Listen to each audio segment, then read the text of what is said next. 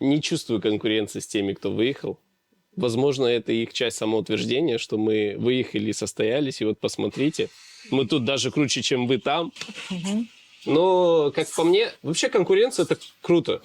Пусть будет конкуренция. Давайте конкурировать друг с другом. Давайте делать лучше, лучше, лучше, достигать высот. Если ты выехал за пределы полуострова и добился результатов, я только буду за тебя рад. Машалла, у тебя получилось. Ты сделал это. И я уверен, что большинство из тех людей, кто уезжает и чего-то добивается, тем не менее трепетно относятся к Крыму. И, это константа. Да, безусловно, они принесут только пользу этим полуострову и народу. Но я бы не сказал, что конкуренция явная. Я вижу, что мы, знаете, мы как будто чуть в разных мирах живем, да, опять же таки, смотря кто куда уехал. Есть же разные направления, Конечно. куда можно уехать. Конечно. И от направления сильно зависит то, как воспринимает себя человек, то, как там я, крымский татарин, живущий в Крыму, воспринимаю этого человека.